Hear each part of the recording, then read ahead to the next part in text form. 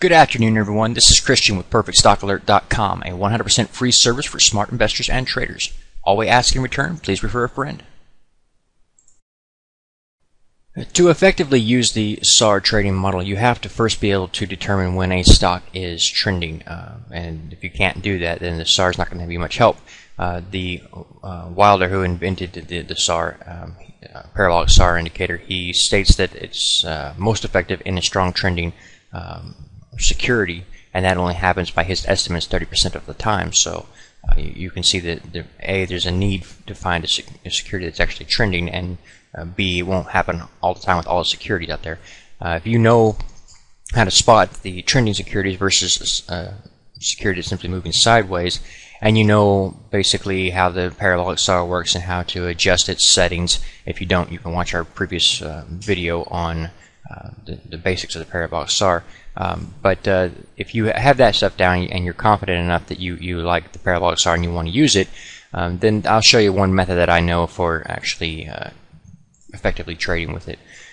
Basic strategy here is that you're looking for a situation where a downtrend has reversed to an uptrend, or vice versa, where an uptrend has reversed to a downtrend, and then look for a situation where it gives you an entry opportunity to use that particular signal. Okay, here you're in a downtrend, price has been moving lower, and you notice you had the parabolic SAR trailing the price activity from above. That tells you you're in a downtrend, and then all of a sudden you get a reversal. You get price actually triggers the SAR and reverses the situation where you have the stop and reverse signal here, the parabolic SAR signal, below price activity, and that's telling you that you're reversing to an uptrend. And you'll notice that even though the price activity is falling, the parabolic SAR is still rising. Okay, that's just what the parabolic SAR does. It follows like it's trailing stop.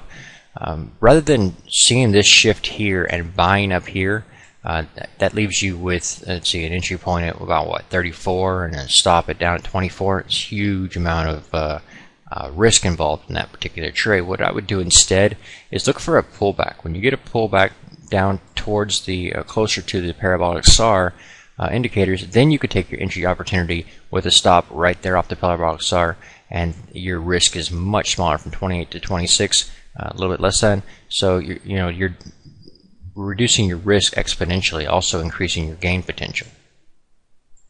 Remember that when we're in an uptrend, as this particular scenario would insinuate, as you reverse from a downtrend to an uptrend, your exit point is going to be the previous high.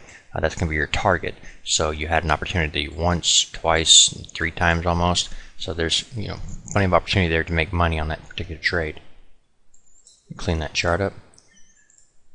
When you're looking at it from a bearish perspective, you just reverse the entire scenario. So we have a situation here where you've pulled down and triggered, what here? Yeah, we've triggered the SAR, a stop and reverse signal. We're now looking at the price trending lower, and the SAR will be above price in those scenarios. Rather than just jump in here at what's this, about $33 a share, with a stop way up here at let's see, 45, something like that, 45, 46. It's pretty pricey risk there. So what you would prefer to do is wait for a situation where price activity moves back up towards that SAR indicator. You can get involved at this level with the stop right here. This gives you a much better risk-reward ratio. And then again, you'll be looking for a test of this low. You're in the downtrend, so you'll be looking for the test of the low. And as you got that opportunity, 1, 2, 3, plenty of opportunity to get out of there with a profit.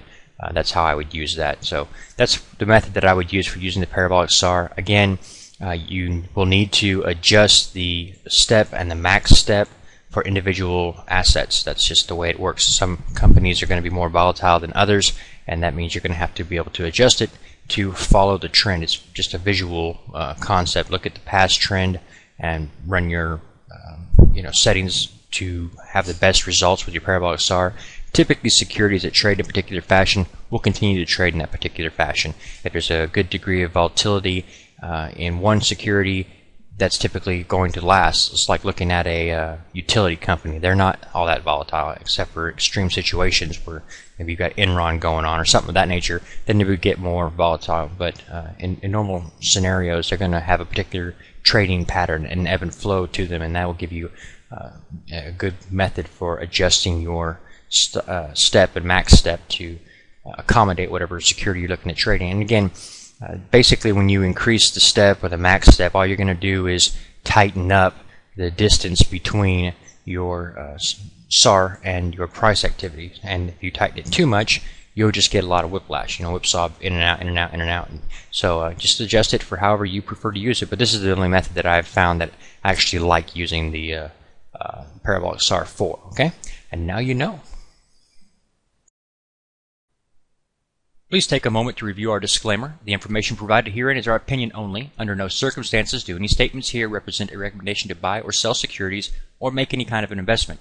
You are responsible for your own due diligence. To summarize, we do not provide investment advice, nor do we make any claims or promises that any information here will lead to a profit, loss, or any other result.